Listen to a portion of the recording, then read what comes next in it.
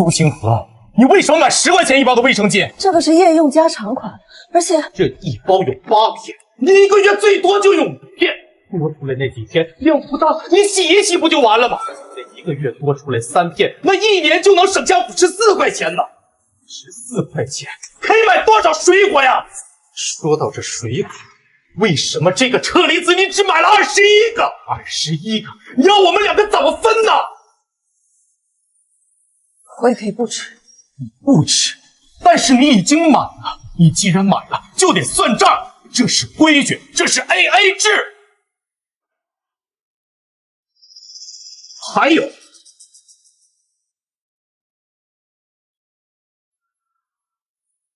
苏清河，你是不是疯了？你为什么又买新衣服了？这是我过生日的时候我给自己的礼物。你过生日的时候不是已经吃了1碗面了吗？那碗面我都没有跟你 A， 你还要怎么样？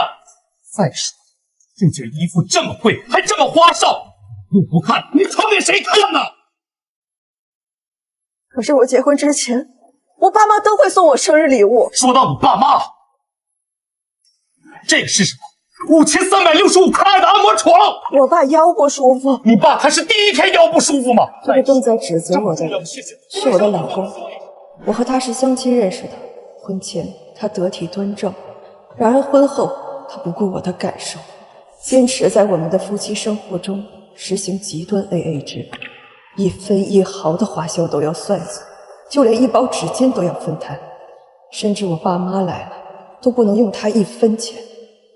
3年了，我终于受够了。我不！你说什么？我让你把他给退了！那不如就不过了，我忍你已经很久了。你给我等着！爸妈，坐。他爸妈突然来访，我知道我反击的时刻到了。清河，你做饭呢？快点做哈！我和你爸赶了1天的路，饿坏了。清河呀，勤快点，我们几个人呢，做8个菜就够了，别做多了，省得呀到时候浪费。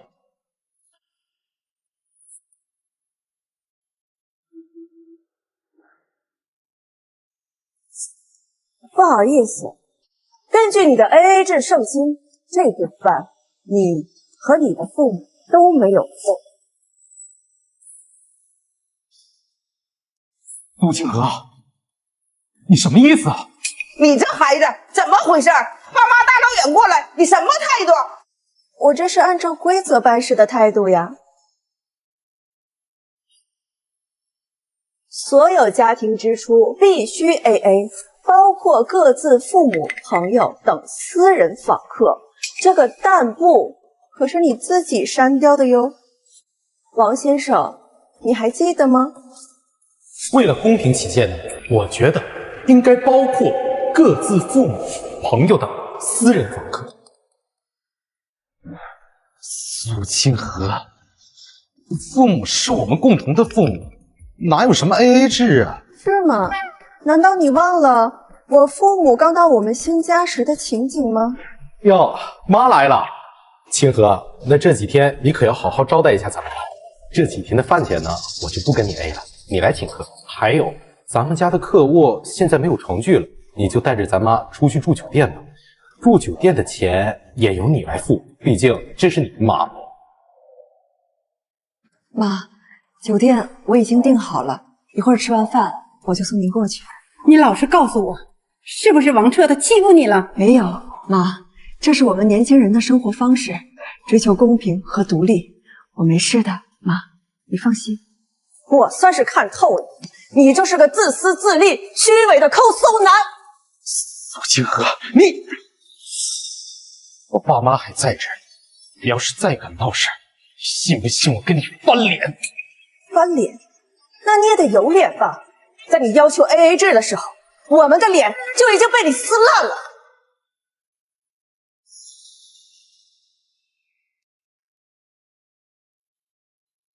爸妈，你们渴了吧？我给你们倒点水。清河最近来例假了，他心情可能不太好，你们见谅啊。清河，这嫁了人的女人呐，第一首要的就是贤惠。这男人就是家里的皇帝，他在外边打拼的时候多不容易呀。这家里大事小情啊，还得是女人来操持，哪有像你这样，这公婆都上门了，端茶倒水还让个大男人来做，把丈夫往外推。这要是传出去呀，不会说我们家没规矩，只能说你不懂事儿。是啊，清河，你妈说的对呀，别那么小心眼儿，斤斤计较。孝敬父母这是天经地义的事儿，别拿那什么AA制说事儿，这不寒了父母的心吗？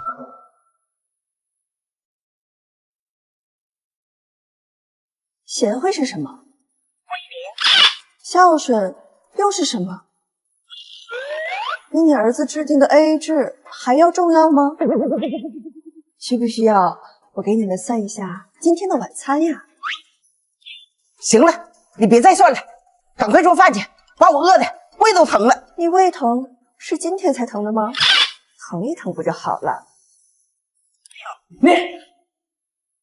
你什么你啊？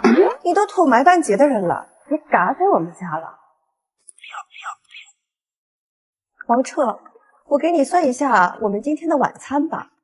猪前腿肉28块钱一斤，我用了半斤，那就是14元，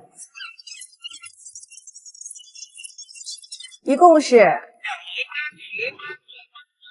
请问这笔钱是谁付呀？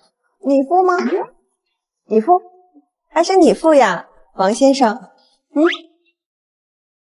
我都说了这半天了，你一个字都没听进去呀，把我们长辈放在眼里了吗？陆清河，你闹够了没有？不够，这怎么能够呢？根据你的 AA 制写的，所有双方超过50元的非必要支出，必须由双方签字确认。很显然，你父母的餐费属于这一范畴。清河呀，我们不是非得吃你这顿饭，我们就是为了心疼儿子，觉得他工作不容易，他为这个家付出多少了呀？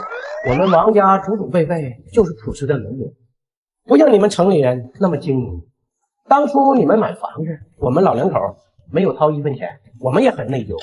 但我儿子有出息，他一个人硬生生扛下了所有的房贷。你作为他的妻子，不要求你分担什么，但你最起码应该体谅他的难处啊。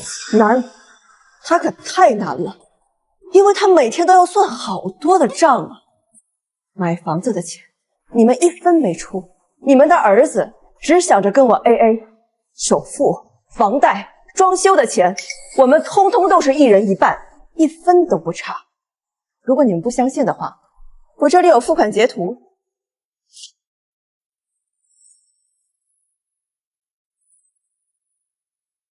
这有什么可炫耀的？你作为他的妻子，替他分担点责任，这不是应该的吗？就是啊，你有能力替丈夫分担点，何必这么斤斤计较呢？我有能力。刚结婚买房那会儿，你儿子可是公司主管，月薪2万，而我才刚刚大学毕业，月薪2000。我爸妈还偷偷塞钱给我，现在说我斤斤计较，那是你们儿子教的好啊，只不过我学到了精髓。王彻，既然你不愿意给钱，那你和你爸妈的晚饭就自己解决吧。哎呀，我得赶紧去做饭去了，不然一会儿啊，饿得胃疼。哎，这天底下怎么会有这样的儿媳妇？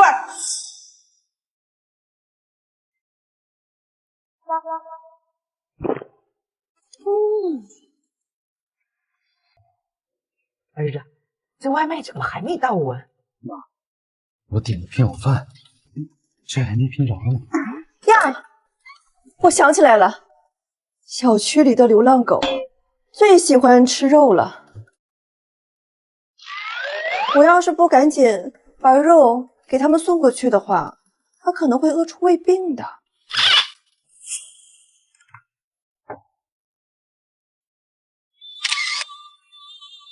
我回来，碗里要是少了1粒米的话，我也会找你 AA 的哟。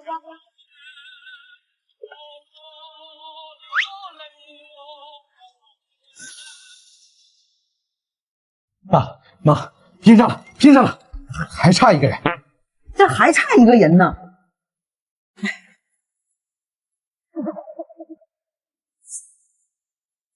苏清河，你查清楚，这碗里的米可一粒都没少。哇，你可太棒了！哎，你们的拼好饭还没到呢。马上到。苏清河，今天我就当做你心情不好，今天这事儿我就原谅你。明天早上呢，你给我们炖一锅粥，再炒2个菜。至于中午这个拼好饭，我们就不吃，毕竟不健康。哦，对了，还有一件事，为什么卫生间里没有我爸我妈的洗漱用品？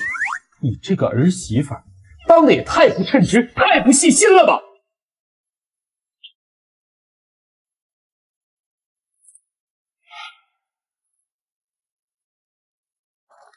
三位老板，麻烦你们看一下，毛巾2条，预计40元。牙刷2支，预计20啊。早餐人工费50，食材另计。王彻，这是你父母的额外需求清单以及预估费用，麻烦三位签字确认一下。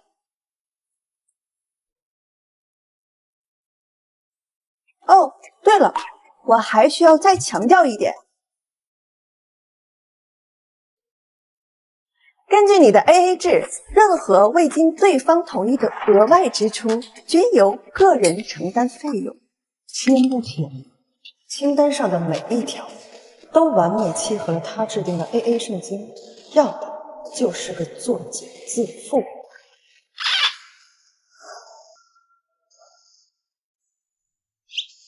老婆子，还是签了吧，怎么也比宾馆便宜。那也是，签。王彻，你跟我结婚的这3年，除了跟我算计、算账，其他的都是当水手掌柜。这样的日子结束了，以后我不会再让你占1分1毫的便宜。儿子，你会煮粥吗？你看这拼好饭，这煮的粥啊，清汤寡水的，给妈的影子都照出来了。哟，这么讲究呢？喝水还得用勺子呀。我呢，今天就不在这儿吃了，我出去吃。让我想想，我吃点什么呢？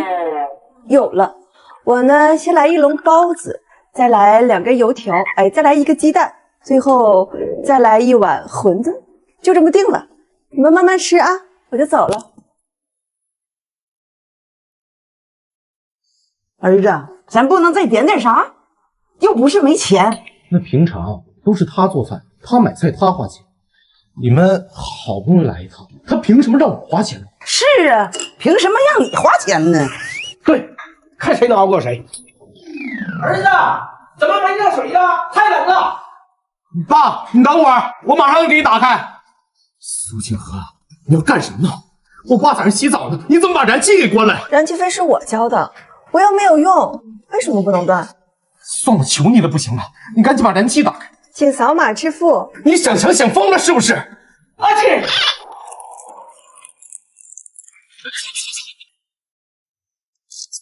苏清河，你到底要干什么？我妈想上厕所，你连1张纸都不肯给吗？不行不行，这个纸是我买的，你要用的话给钱。苏清河，我爸洗澡就找我要燃气费，现在我妈要上厕所，你这样还找我要纸钱？当然了，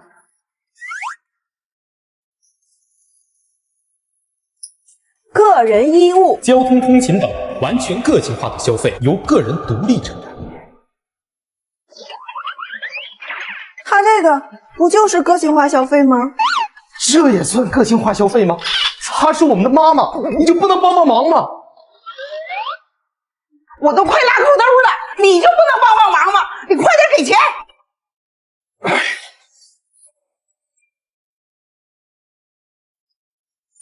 这回行了吧？不够，要50。不够，要50。一包纸你找我要50？它虽然只是一包纸，但是为了它，我是特意拆了一整箱的纸，那自然是要从一整箱来 AA 了。其实呢，你也不一定非要在我这里买纸，从小区出门左转，再走20分钟，就也一样可以买到纸了。你给钱！给！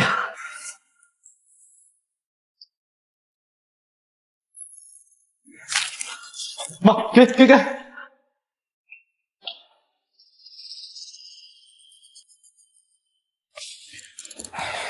苏清河，这里是家，不是旅馆，不是所有的东西都要钱的。再说了，你身为这个家的家庭成员，难道不应该承担相应的家庭责任吗？承担责任？你所谓的承担责任，就是让我像家庭保姆一样照顾你们一家3口吗？那这岂不是违背了你的规则？违背了你的规则，那这日子还怎么过呀？我，这就无言以对了。你以为我的反击只是这些吗？重头戏还在后面。清河呀，喂，妈，周末有没有空啊？要不要来我们新家玩啊？去你们那儿方便吗？王彻他当然方便了，妈，你放心，女儿啊最近刚发了奖金，你们要是来的话呢，吃穿住行我全包了。而且你们想吃什么，我就给你们做。你们要是想去哪儿玩呢，我就开车送你们去。这些费用全都是我一个人出，因为呀，我们家它是 AA 制，毕竟王彻他1分钱都不会出。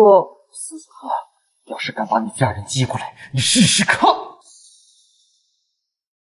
试试就试试。喂，妈，那就这么说定了。周5我到车站来接你们。苏清河，咱们走着瞧。妈，哥，咱们先上楼。好呀，亲家来了，这动作够快的了。前天打的电话，今天就到了。正好我和儿子没什么事儿，姑娘盛情邀请，又不是不请自来。姑娘邀请了不起呀，谁不请自来呀？我看他们城里人就是没事闲的，不像咱农民干不完的活。妈，天气冷了，这是女儿特意给您买的羊毛拖鞋，特别保暖，真漂亮。苏清河，为什么你给你妈买的羊毛拖鞋，我穿的塑料拖鞋？不好意思，您的拖鞋不是我买的，是您的儿子买的。哦，对了，他还把标签撕了，不过被我找到了。喏，8块6毛3的特价拖鞋，是你买的？这就受不了了。接下来我将完美复刻你们儿子的 AA 圣经，并发挥到极致。妈，最新款的手机。哥，这是你念叨了很久的剃须刀。女儿，这太贵重了，这得你1个月的工资吧？我不能要。妈，你就收着吧。哥也不能要，这剃须刀太贵了。拿着吧。1个月工资，苏清河，你日子还过不了？我儿子1个月还房贷，这么辛苦，你与其买这些乱七八糟的东西，还不如你一个人把房贷还了。我用我自己的奖金给我自己的家人买东西，你们有什么意见吗？你们要是眼红的话，问你们自己的儿子要啊。妈，爸妈，你们吃。这是我给你们买的新鲜水果，可甜了，你们尝尝。这能吃吗？这个就是氧化了，能吃。妈，这是我新给您买的蚕丝被。妈，那你洗漱一下，早点休息吧。好，这什么玩意儿？能睡？日动也不大，将就睡吧。儿子，这你也看到了哈，你媳妇儿她是怎么对待我们的？这都3年了，连个做小辈的自觉性都没有。这要是在我们那个年代，会被戳脊梁骨的。我没有做小辈的自觉，我家人才刚来，我光是日用品和食材上都给他们花了1000多块钱了。你们呢？都来了1个星期了，你们儿子给你们花有没有100啊？苏清河，我家里人来，我就是要送给他们最好的手机、最好的剃须刀。我的家人就是值得最好的。你们的儿子呢？给你们买几块钱的特价拖鞋，打折的临期水果，还有拼好饭外卖。到底是谁没有小辈的自觉？到底是谁抠抠搜搜的不孝啊？清河，你给我留点面子。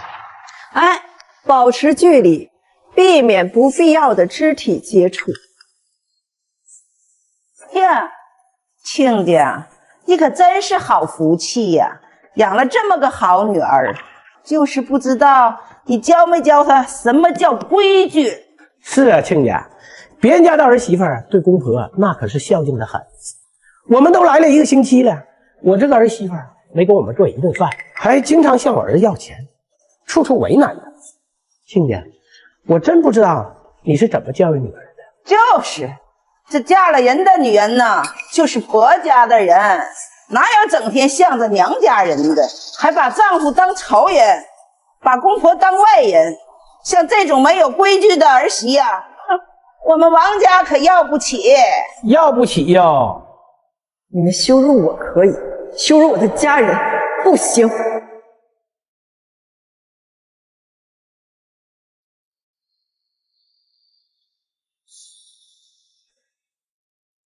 呀，亲家，你这就要走了呀？清河，不是我说你，你母亲来一趟，咋不留着多玩几天？不像我们儿子一直没催我们走，要不你们再多玩几天？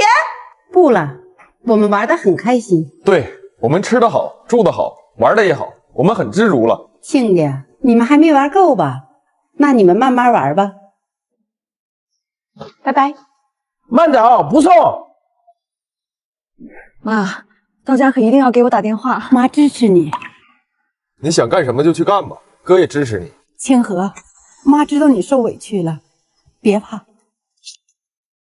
家永远是你的后盾。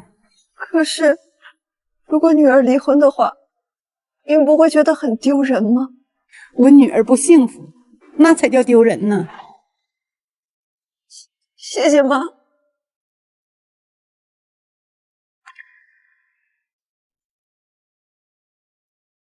儿子，你看看你媳妇是怎么对待她母亲的？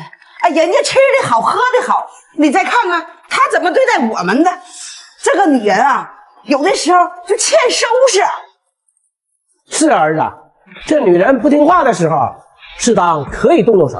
爸妈，您放心，等她回来，我一定好好教育她。苏清河，你给我过来！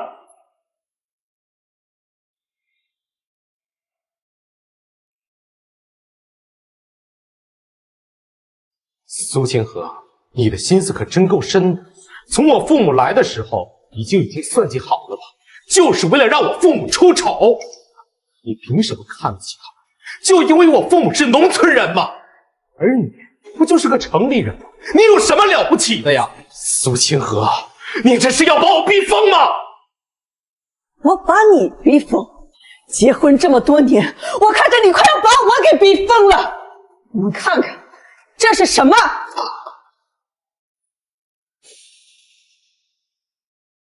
你们不看是吗？那需不需要我念给你们听啊？我跟王彻从结婚到现在，一共1132天，这里面详细记录了我们在 AA 制下所有的消费记录以及截图。哎，我儿子这么做对呀，说明他会过日子，反倒是你不知道好好照顾丈夫，赡养父母，抚养孩子。你说你把心思都放在算账上，你这个人心咋这么黑呀？我心黑。前年8月，你用公司发给你的季度奖金买了5万块钱的股票，这属于我们夫妻之间的共同财产，你却并未告知我，这算不算心黑？去年我父母给你包了1万块钱的红包，你却告诉我只有1000块，剩下的9000块全部转入了你的私人小金库，这算不算心黑？还有上个月，你谎称是生病住院，其实是跟你的兄弟跨省旅游，花的那8000块钱是从我们共同的备用金中偷偷转出的，这算不算心黑啊？你说心黑就心黑啊！你说的这些根本就空口无凭，你有证据吗你啊？你有银行的交易记录吗？你有银行的流水记录吗？这些东西你有吗？你有吗？你有吗？你真的以为我没有查你的银行流水吗？你明面上告诉我只有1张银行卡，其实背地里不知道办了多少张。王彻，真的以为我傻吗？我说我的银行卡都哪儿去了？原来是被你给拿了呀！你就是个贼，真是日防夜防，家贼难防啊！你偷我儿子银行卡！王彻，我们结婚3年，你别以为我不知道你心里边的那些小九九。从前我顾念着我们之间的夫妻情分，但是现在我们半点情分都没有了。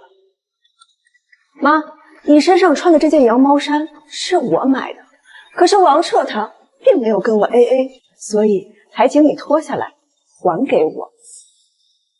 爸，你身上穿的这一件保暖内衣也是我买的，王彻他也没有 A 给我，所以你也得脱下来还给我。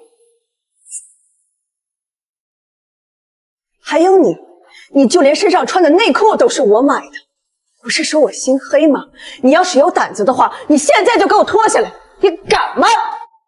哎呀，老天爷呀！我这儿媳妇啊，她要逼死我们呐！真是家门不幸不孝，你不孝顺！苏清河，你说了这么多，到底要干什么呀你？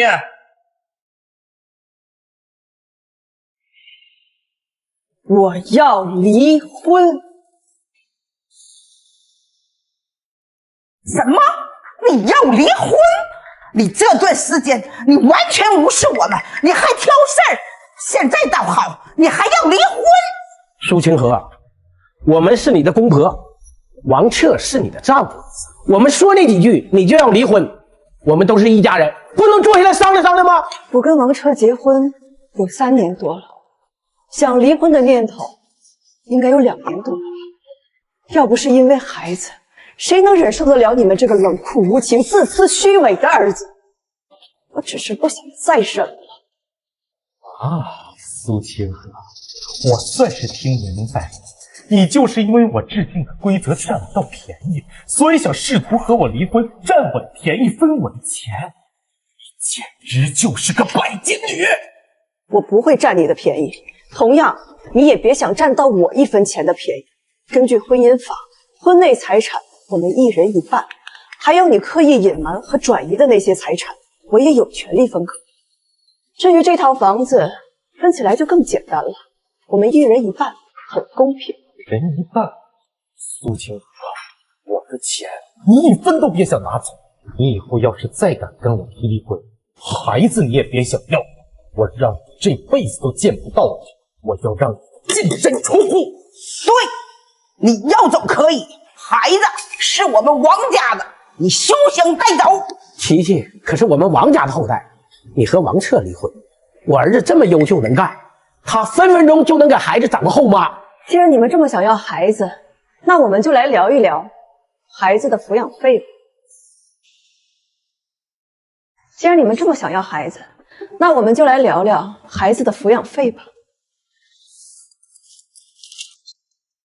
尿不湿一共花费4000元，奶粉每月4罐，1罐500，一共是72000元。婴儿床3000元，婴儿车4000元，奶瓶、小衣服等日用品3000元，每个月的保教费3000元，每个月的伙食费1000元，托管费700元，兴趣班1000元，其他费用300，大概是4000，一年就是48000元，总计134000元。我们1人1半，你需要付我67000元。多少钱？67000元！你怎么不去抢啊你啊！苏清河，你疯了吧？这么小的孩子，怎么能花了10几万？他就狮子大开口，在农村养个孩子哪用那么多钱？ 1年几千块钱就够。你也说了，那是在农村，你别忘了，我跟你儿子可是生活在岛城这种国际大都市，生活费不知道比你们要高上多少倍。苏清河，你少在这胡说八道！我就是农村来的，我现在在城里不是也活得好好的吗？我看你就是想骗我的钱。王彻，你是不是都忘了当初都跟我说过什么了？你说我的孩子是从我身上掉下来的肉，所以他的一切费用应该由我来承担。琪琪都长这么大了，你知道他喜欢吃什么，知道他喜欢玩什么，你知不知道他生日是几号？你不知道，因为结婚这么多年，你从来都没有尽过一个父亲的责任。是我不想给他买了，那是因为他现在还小，买的东西都很便宜，所以就由你来付了。等他长大了以后，需要花很多钱的，到时候由我来付不就好了吗？好，那咱们就再算得清楚一点。以后他上学的钱要 AA， 他生病住院的钱要 AA， 他结婚买房子的钱也要 AA， 他彩礼的钱还要 AA。以后他每个月的钱只会越来越多。王彻，你真的确定要跟我争这个抚养权吗？你犹豫了，因为你自始至终爱的就只有你自己一个人，就算是你的亲生儿子，你都不愿意多给他花1分钱，当然也包括你的爸妈。爸妈，要不这孩子……儿子，儿子，你可别胡诌，那可是咱们王家的种，是你的亲儿子。对呀，儿子，那可是我们老王家的种，绝不能给这种女人。以后不管花多少钱，我们都要把孩子抢回来。爸妈，我不是这个意思，我刚才不是没反应过来吗？我的意思是说呀，钱不能给他，孩子更不可能给他。你说的好听，到时候做起来又是抠抠搜搜的。那既然这样，我们就法院见吧。哎，你还想把你老公告到法院去？你还有没有当妻子的样子？像你这样的，在我们农村会被笑掉大牙的。就这么大丁点事儿，你就要闹到法院去？咱们都是一家人，不能坐下来好好商量商量吗？对于你们这种非常之人，我当然要用非常的手段了。王彻，你就等着法院的传信吧。我会向法院提交证据证明，你王彻先生就是一个极度自私、虚伪且没有家庭责任感的人。像你这种人品，根本就不适合养孩子。到时候我们就看法院会怎么判。苏清河，你是不是哪根筋搭错了呀？你真要去法院跟我抢孩子啊？怎么不敢一起跟我去法院啊？那你就放弃孩子的抚养权啊，这不正好符合你的心意，既不用花钱，又符合你自私虚伪的形象。苏清河，你这个泼妇！我看谁敢动我闺蜜！我看谁敢动我闺蜜！月月，赵律师，你们终于来了。你们是谁呀？谁让你们闯进来的？我是她姐妹，这位是我为清河请的离婚案律师。王彻先生您好，我是月月请来的代理律师，我叫赵浩。这是我的名片。你就是那个离婚官司如败绩的赵浩。关于您和苏女士离婚的相关事宜、财产分割以及孩子抚养权的问题上，由我负责跟你沟通。赵律师，我收集到的证据你收到了吗？我已经都看过了。王先生，根据我当事人提供的证据来看，您在婚姻期间不仅隐瞒转移了夫妻共同财产，而且对我当事人制定并实施了极其不公平的 AA 制度。王先生，这对你在争夺孩子的抚养权问题上是极其不利的。啊！哎呀，站着说。清河，你看咱们都是一家人，你这有什么话不能好好说吗？看着孩子的份上，你就别闹了，好吗？是啊，清河，以前是王彻不懂事儿，我替你管教他。只要你不离婚，不闹到法庭上，你现在提什么条件，我都答应你。什么条件你都能答应啊？不过晚了。赵律师，我的要求都不变，离婚、财产分割还有孩子，我都要。苏清河，你真不念我们3年的情分了吗？情分？我们之间还有情分吗？就算有情分，也被你3年的 AA 制给消磨殆尽了。跟你冰冷的 AA 制过去吧。王先生，这是苏小姐拟好的离婚协议书。首先呢是房产，你先看看吧。双方离婚后，女方自愿放弃夫妻双方共同买的房子，但男方需要按照市场价补偿女方1半的房价。也就是说，咱们离婚之后，我要赔偿你1半的价钱。怎么，你不愿意啊？按照现在岛城的房价，这1半我起码要赔偿100万。苏清河，你明知道我身上有贷款，你还要这么写啊？你这个毒妇这么没有良心呢？你是想逼死我儿子吗？我告诉你，要钱没有，想搬走赶紧走。你这就是谋杀！你向我儿子要100多万，我们从农村来的，哪来的那么多钱？你这分明要逼死我们！不想给呀？可以呀。那反过来，这个房子归我们清河，清河给你们1半的房钱，你们搬走。我们凭什么搬走啊？这是我的房子。既然你们不愿意搬，又不愿意给钱，那不如这离婚协议签完之后呀，我就在这个房子里画一条38线。哎，好主意！我那1半房子我就给他租出去，然后让他们跟陌生人一起住。哎，还有，不如就用来养流浪狗，有爱心。把小区里的流浪狗全都养在我那1半的房子里。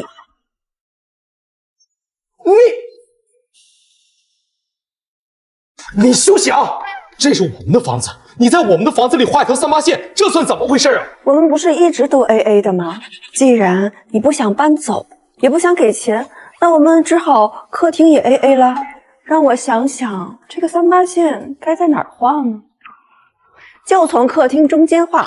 这客厅啊，我们1人1半，沙发也1人1半，厨房还是1人1半。你可要紧紧地遵守这条38线，因为这个世界上不是谁都像我一样这么善良的。苏清河，你不愿意搬你就选，要不然你就给钱，要不然你就跟狗当室友。我可不会让我的房子白白空着，让你占便宜。我跟狗？继续念啊，不识字吗？婚内财产分割。哎，行了行了，我是真站不住了。清河，咱们坐着跟他们掰扯，多久我都奉陪到底。婚内财产分割，夫妻共同财产按比例划分时，必须算上孩子。那也就是说，如果咱们俩离婚的话，算上孩子，我只能分到财产的30%。对了，恭喜你答对了。我不同意。为什么？难道孩子不是家庭成员吗？他没有继承财产的权利。你不是奉行 AA 制吗？那为什么2个人能 AA，3个人就不能 AA 了？我不是这个意思。是吗？我们听着就这意思，是吧，赵律？儿子，哎呀，他们要讲悄悄话了，我们不听啊！儿子，你听我跟你说，孩子的那份就让孩子拿着，到时候琪琪跟咱们，这样一算，咱们就占60%，更划算。有道理。婚内财产分割就按这么分，先让你占着小便宜。反正明面上的财产也没什么，我隐瞒和转移的财产才是大头，这一步我稳赚。双方离婚后，任何一方需要把隐瞒或私下转移的财产献出，并按照上面的比例分配。凭什么呀？这是我凭本事自己藏的钱，凭什么要分给你呀？我不干！怎么会有人恬不知耻的说出这种话呀？因为你隐瞒和转移的是我们夫妻之间的共同财产，这怎么能不算呢？不行，我不接受！这些钱里你1分都没有。王彻先生，我想我有必要提醒你，根据法律，即使你隐瞒财产，但是也属于夫妻共同财产。我的当事人有权利向你提出财产分割。王彻先生，如果上了法庭，您还是这样态度的话，对您是非常不利的。那我要是就是不告诉你我藏了多少钱，你们怎么分割？你们拿我怎么办呢？那如果我说你隐瞒和转移的共同财产，我们都一清二楚呢？你想吓唬我呀？就你跟我斗？那你要不要看看这个？算了，不给你看。赵律师，截止今日，你一共隐瞒、转移，包括股票投资基金，折合人民币153万元。你还有什么好说的吗？你怎么会知道？打听你这些底细很难吗？人在做天在看，你自己做了什么事情，自己不知道吗？愣着干嘛？赶紧继续念啊！孩子共同抚养协议，若是孩子归男方所有，女方每月会支付50%的费用。不过女方有权随时对孩子的开销进行审计。男方拿女方的抚养费给孩子，每买一件衣服、一盒牛奶，都要提供发票，并由女方确认必要性和性价比。若女方对于男方的开支非必要或溢价过高，有权拒绝支付。苏清河，你是不是有点太过分了呀？那买一盒牛奶，买一件衣服都要开发票对比一下呀！王彻，我只是以其人之道还治其人之身，我这每一项条款都是你教我的，有过之而无不及。现在就让你好好体验一下我这几年的感受吧。我是孩子的亲爹，我会舍不得给他花钱吗？我会害他吗？你当然会害他了。这些年，你正是因为做了这些，才充盈了你的钱包。我那是真夫妻明算账，我们现在都离婚了，还怎么算这个账啊？离婚了，那就是陌生人了，那更得算清楚了。怎么，现在没有借口反驳了？以前你不就是这么对我的吗？买一块肥皂都要我开发票，还要讨价还价，说多余的部分由我自己承担。现在觉得没有人情味了，这些我都是跟你学的。嗨，我儿子跟你讨价还价，那是他会过日子，也是为了以后的生活着想。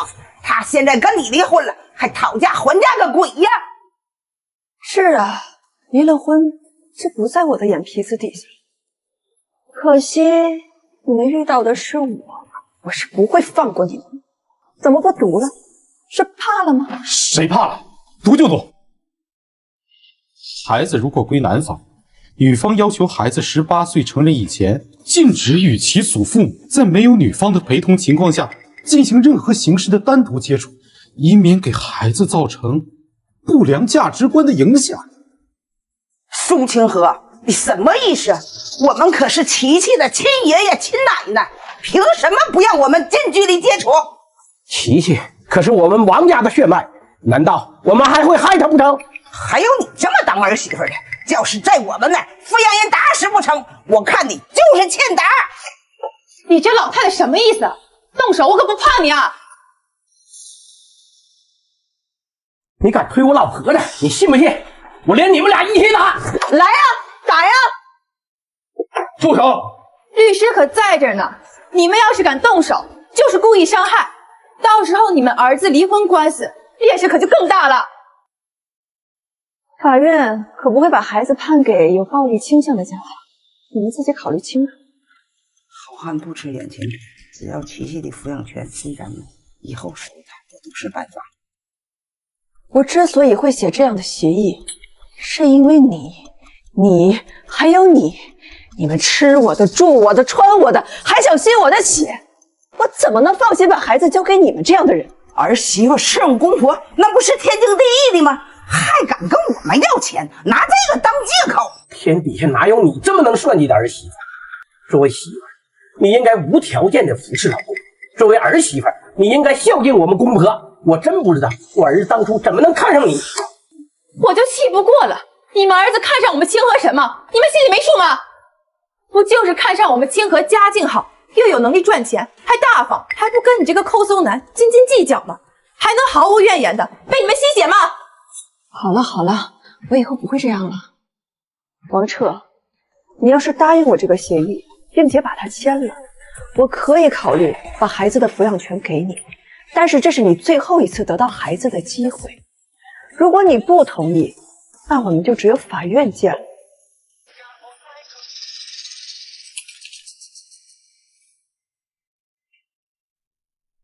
儿子，你不能签，你这要是签了，万一他要不同意了呢？到时候我们该看不见我大孙子了。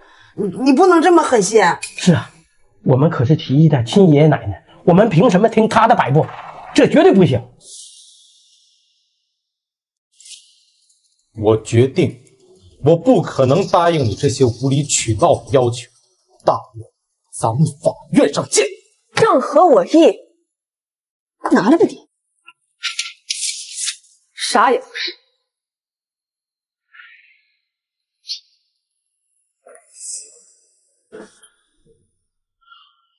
你这个不孝子，差点没把我大孙子弄丢了。是啊，好好的孙子差点没了。爸妈，这是要打官司的，那孙子是不是你们的，不是我说了算呢。什么？你给我说清楚了。苏清河找的那个律师打了很多官司，从无败绩。我怕这官司要是打输了，你们的孙子就……那这官司咱不打了。儿子，你去求求清河，这婚咱不离了。妈，我刚答应人家打官司，你现在又让我去求他，你儿子的脸往哪搁呀？反正我不能让那个律师把我孙子带走，要不然我以后也不认你这个儿子。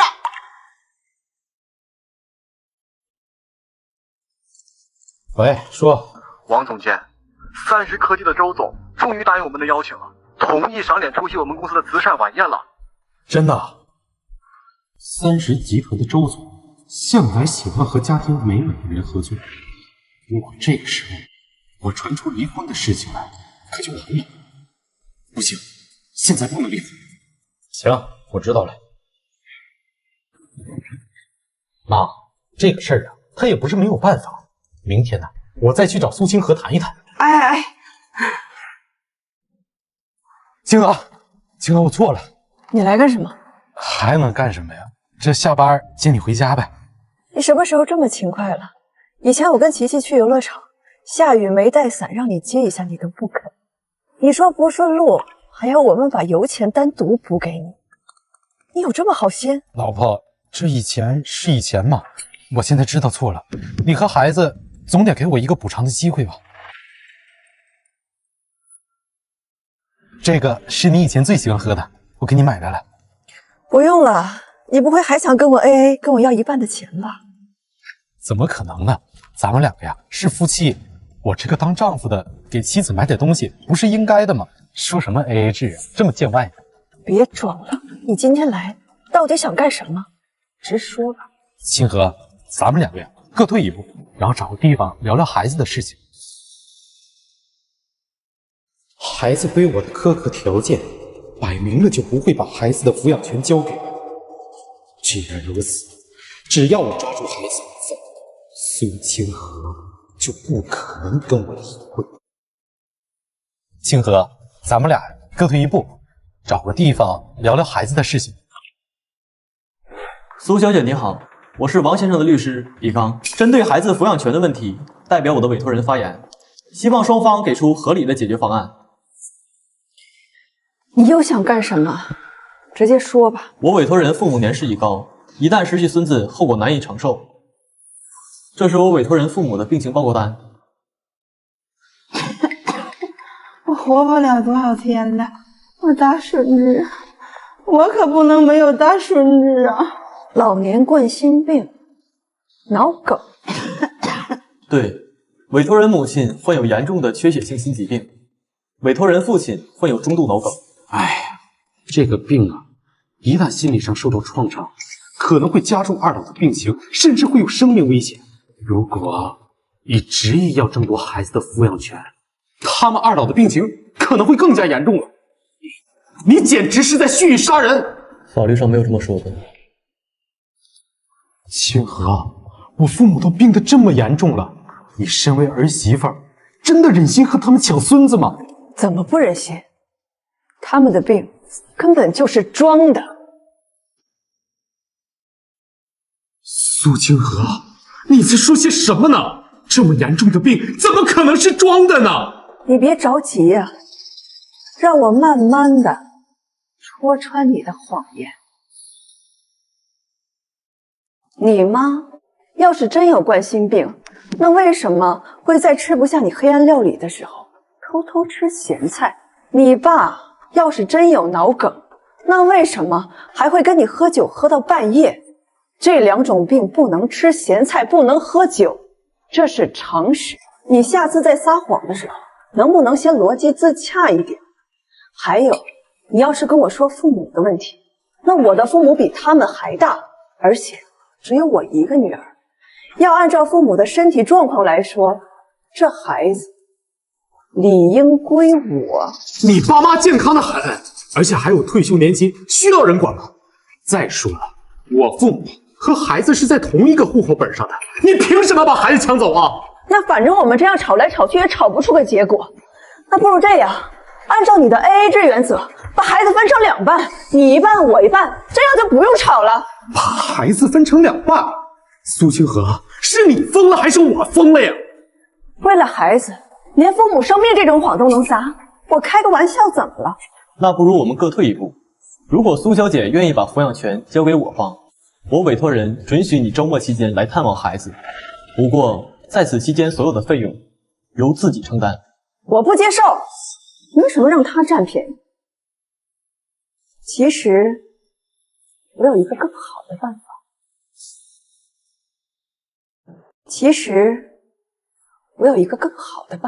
什么办法？苏清河，我允许你1周看1次孩子，已经是仁至义尽了，你别在这给我得寸进尺。不公平！按照1个星期来算，应该3天半在你那里，3天半在我这里，这样才算公平。那照你这么说，那孩子跟着我有什么意思？怎么不同意啊？这不是按照你的 AA 制原则来的吗？把孩子的时间平分，这样才最公平公正啊！荒唐！有你这么分孩子的吗？李律师，既然这个方案苏小姐不满意，我委托人还有另一个方案。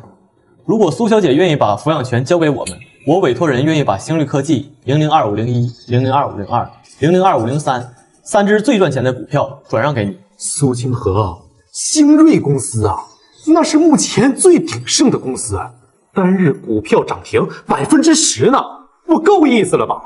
你居然愿意分钱给我，我没听错吧？你一个1分钱都要分成2半花的人，竟然愿意让我占便宜？等我把股票卖了，我就拖他个10天半个月，看他能把我怎么样？怎么样？够意思了吧？你就看在钱的份上，把孩子让给我吧。这股票我收下了，不过孩子我是坚决不会让给你的，因为我没有占你的便宜。这3只股票本来就应该是我的。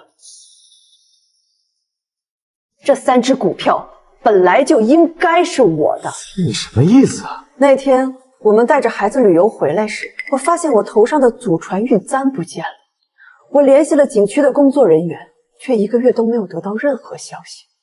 后来我意外接到了你联系买家的电话，我这才知道你是拿什么钱买的股票。因为这3只股票是用我的祖传玉簪买的，这玉簪是我的个人私有物品，根据你的 AA 制原则，这3只股票理应归我。如果你再敢狡辩，我们就去找买家对质，你敢吗？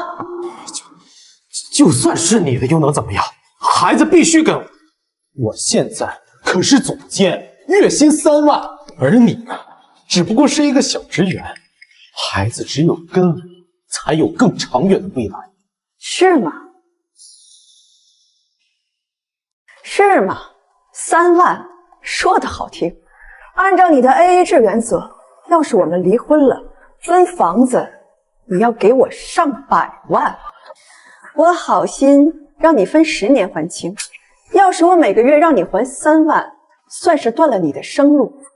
更何况你4肢不勤，5谷不分，我要是真把孩子让给你，你有能力把他教好吗？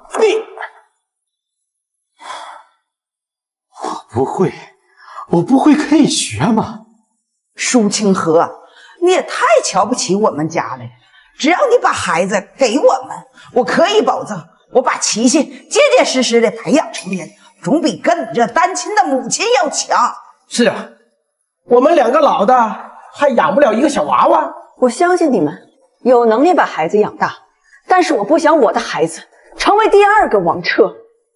王彻，我这辈子做的最后悔的事情，就是在相亲的时候没有看清楚你的真面目，以至于在结婚之后，让你一边享受着我的劳动成果，一边又奉行着你的 AA 制，甚至还屡屡对我的父母无礼，还妄想转移我的财产。王彻，我告诉你，在孩子这件事情上，我绝对不会让步。你要是把这个协议签了，其他事情我们还有商讨的余地。我还就明确告诉你了，我签不了。行，那我们就只有法院见了。王彻，我知道你不是为了孩子，你是为了攀上30集团这个高枝。他们的老板喜欢品行端正、家庭美满的合作伙伴，所以你用抚养权拖着我，不和我离婚。不过也没有关系了，不离婚也没有事儿，只要我把我们闹离婚的事情放出去，你和30集团的合作照样会搅黄。苏清河，你到底要干什么呀？一定要在这跟我胡搅蛮缠吗？像你这种自私虚伪、满腹算计的人，怎么可能会为了一个没有在他身上花过1分钱的孩子，放弃这么大的利益？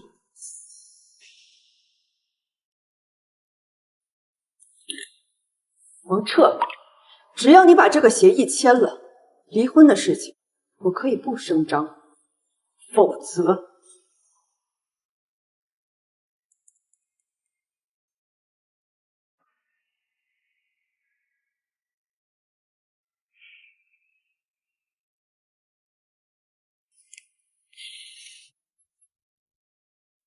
苏清河，我有件事情一直没有想明白。我1没出轨，2没家暴，我不过就是制定了一个 AA 制而已。